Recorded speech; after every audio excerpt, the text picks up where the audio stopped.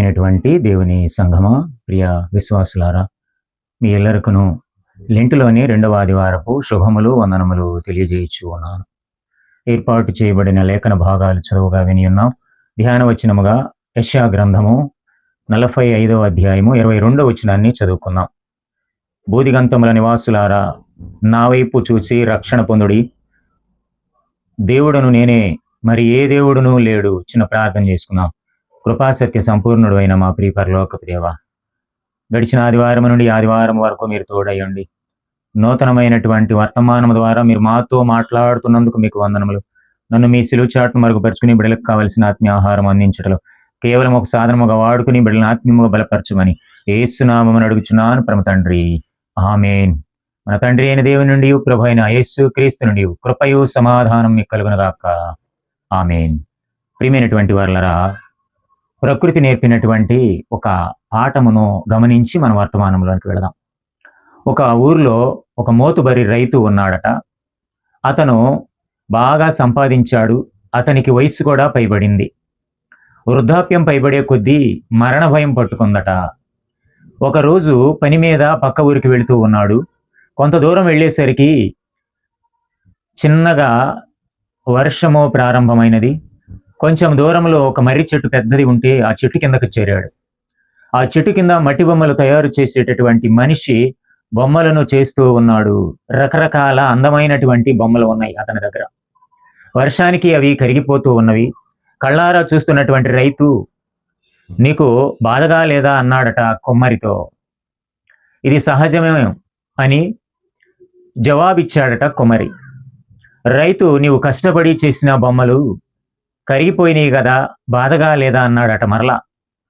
కుమ్మరి, ఇవి ఆకాశం నుండి ఊడిపడలేదు కదా, మట్టితో తయారు చేసినవి మట్టిలోనికే పోతాయి కదా అని జవాబిస్తూ, నాకు దేవుడిచ్చిన శరీరం ఉన్నది, మరింత కష్టపడి బొమ్మలు తయారు చేసుకుని జానడు పొట్ట నింపుకుంటాను అన్నాడట. పైగా ప్రకృతిలో ఉచితముగా దొరికిన మట్టితో చేయబడ్డావి. ప్రకృతి అనగా దేవుడు నాకిచ్చిన వరము తలాంతులు అన్నాడట. తలాంతుల ఉపమానంలో అభివృద్ధి చేసుకున్నట్లుగా ఈ మట్టిని బొమ్మలుగా మార్చి నా పొట్ట గడుపుకుంటాను. లాభాలకు పొంగిపోను, నష్టాలకు కృంగిపోను. నిజం చెప్పాలంటే ఈ బొమ్మను చూస్తే సంతోషం వేస్తూ ఉన్నది. ఈ మట్టి తిరిగి పుట్టింటికి వెళుతున్నానని అన్న స్పృహ నాకు కలిగిస్తూ ఉన్నది. కుమ్మరి చెప్పినటువంటి జీవిత సత్యమును రైతు తనకు అన్వయించుకున్నాడు. మన జీవితము కూడా 3 నాళ్ల ముచ్చటే, దేవుడు ఆడించే బొమ్మలాటే. ఎక్కడి నుండి వచ్చామో అక్కడికే వెళతాము. ఇంతలో వాన వెలిసింది. రైతు తెలుసుకున్న సత్యాన్ని బట్టి గంభీరముగా వెళ్ళిపోయాడు. రైతు తెలుసుకున్న సత్యాన్ని నీవు నేను కూడా జ్ఞాపకము చేసుకోవాలి. నేటి అంశము జ్ఞాపకము చేసుకో. లెంటులో వచ్చే 6 ఆదివారాల గురించి మనం ప్రస్తావన చేసుకొని ఉన్నాం. 2వ ఆదివారములో, లెంటు 2వ ఆదివారములో లాటిన్ భాషా పదముగా రెమినిసరీ, ఇంగ్లీష్లో రిమంబర్, తెలుగులో గుర్తు చేసుకో, సిలువ ఆహ్వానించగా సిలువ ఎదుట, సిలువ సన్నిధిలో, సిలువ మీద క్రీస్తును ఆయన ఎవరో జ్ఞాపకము చేసుకోమంటూ ఉన్నది. నీవు నీ స్థితిని ఏమైనదో జ్ఞాపకముంచుకో అంటూ ఉన్నది. అదే రైతు చేశాడు. నిర్గమాకాండము 2వ అధ్యాయం 24వ వచనంలో గమనిస్తే, కాగా దేవుడు వారి మూల్గును విని అబ్రహాము, ఇస్సాకు, యాకోబులతో తాను చేసిన నిబంధనను జ్ఞాపకము చేసుకొనెను. దేవుడు ఇశ్రాయేలును జ్ఞాపకం చేసుకున్నాడు. నిబంధనను జ్ఞాపకం చేసుకుని ఉన్నాడు. నిబంధన, మనం ఆల్రెడీ నిబంధన రక్తము గురించి చెప్పుకున్నప్పుడు మీకు ఒక మెసేజ్ని కూడా నేను పెట్టాను. నిబంధన అనగా ఆ మేఘములలో ఇంద్రధనుస్సును నిబంధనగా ఉంచాడు, సున్నతిని ఇశ్రాయేలుకు నిబంధనగా ఉంచాడు. ప్రియమైనటువంటి వారిలారా, ఆ క్రొత్త నిబంధన అనేటటువంటి ఆ రక్తము నిన్ను నన్ను ప్రతి పాపము నుండి విముక్తిని చేస్తూ ఉన్నది. కాబట్టి సిలువ ధ్యానములలో వచ్చిన 2వ లెంటులోని 2వ ఆదివారంలో నీవు సిలువను జ్ఞాపకం చేసుకోవాలి. నీ స్థితిని నీవు జ్ఞాపకం చేసుకోవాలి. లూకాసు వార్త 24వ అధ్యాయము 7వ వచనాన్ని గమనిస్తే, మనుష్య కుమారుడు పాపిష్టులైన మనుష్యుల చేతికి అప్పగింపబడి సిలువ వేయబడి 3వ దినమందు లేవవలసి ఉన్నదని ఆయన మీతో చెప్పిన మాట జ్ఞాపకము చేసుకున్నాడని వారితో అనిరి. పునరుద్ధానమును గురించి యేసు తెలుపుచున్న మాటలు జ్ఞాపకము చేసుకోవాలి. నీవు నేను నిత్యము పరిశుద్ధ గ్రంథం మనతో మాట్లాడుతుంది కదా.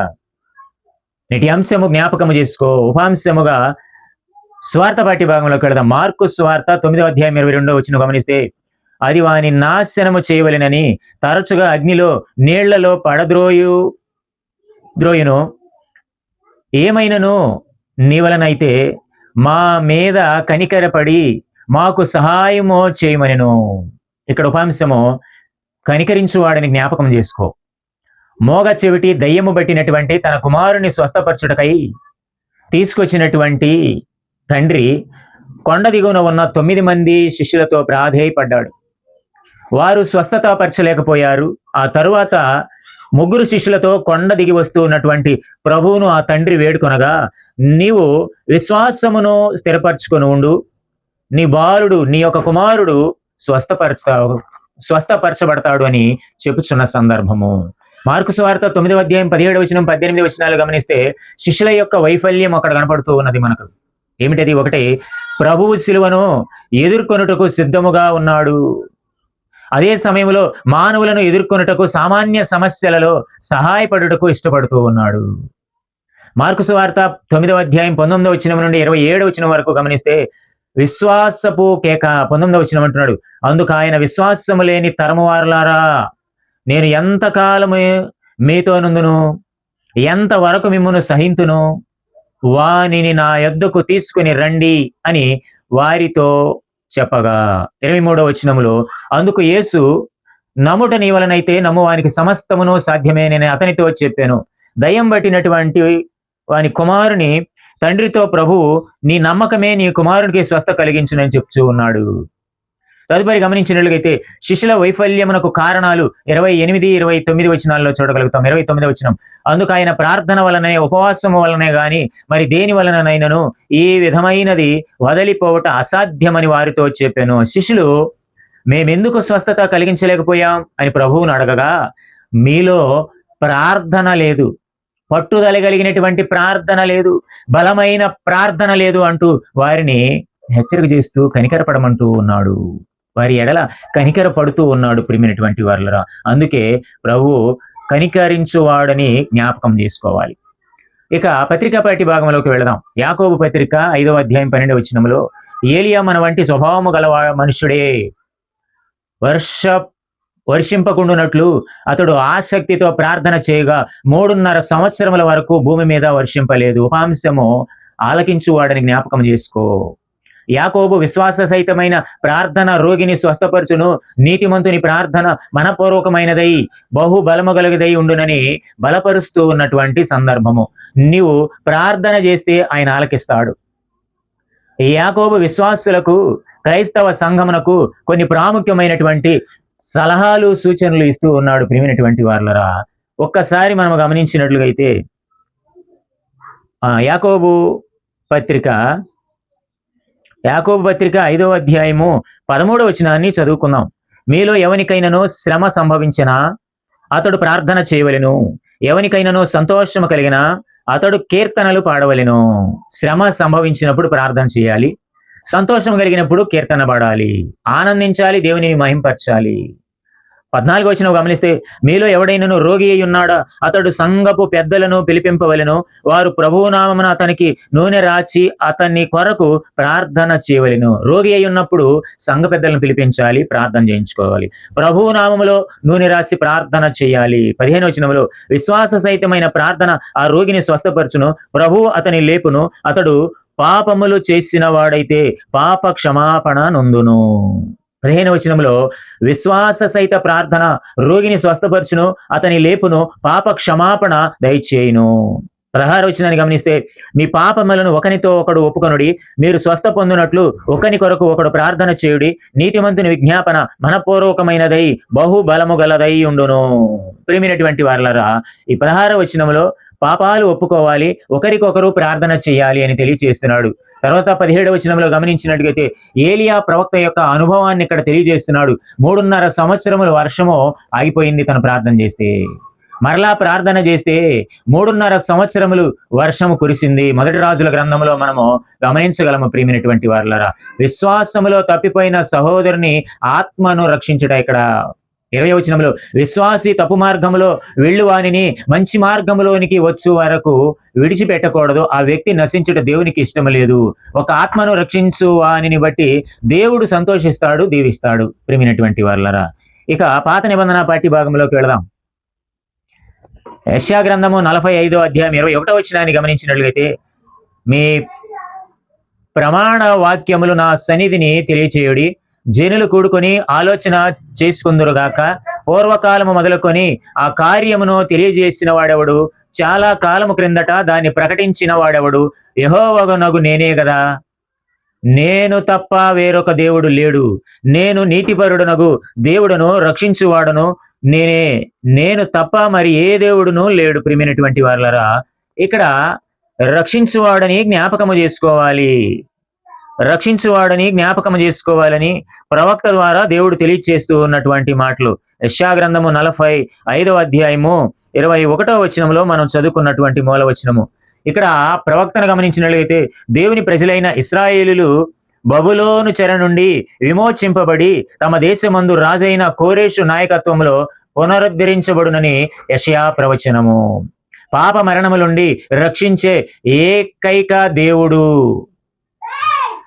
నిజమైన ప్రభువు, రక్షకుడైన దేవుని వైపు చూసి విశ్వసించిన రక్షింపబడుదురును అను మాట ఆహ్వానము పలుకుతూ ఉన్నట్లు ఉన్నది. ప్రవక్త వారికి అందిస్తూ ఉన్నాడు. ఆయన నీతిపరుడు, రక్షించే దేవుడై ఉన్నాడు.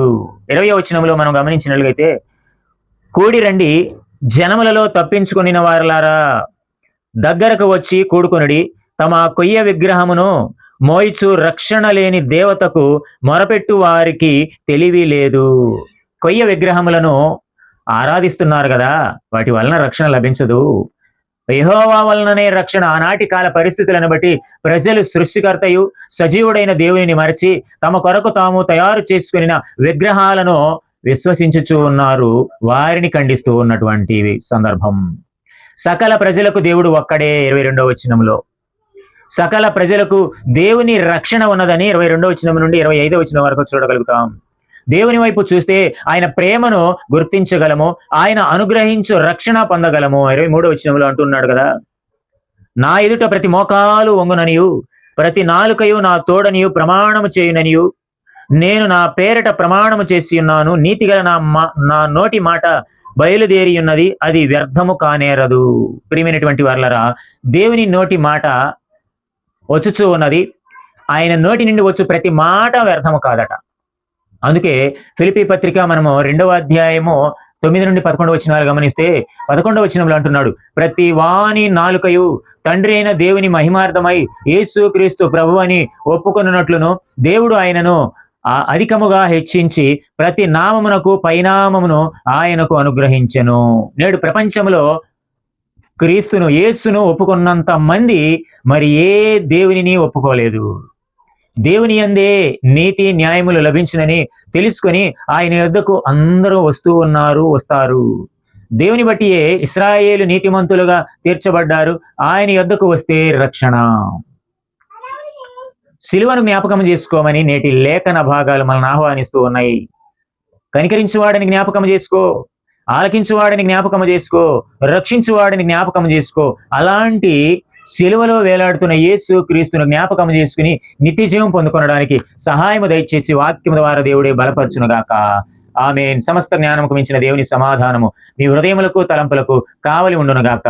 ఆమేన్. మీ ಎಲ್ಲರಿಗೂ ప్రియమైనటువంటి వారలారా, శుభాలు వందనాలు తెలియజేస్తున్నాను. మరొక వీడియోతో కలుసుకుందాం. అంతవరకు సెలవు. వందనాలు అందరికీ.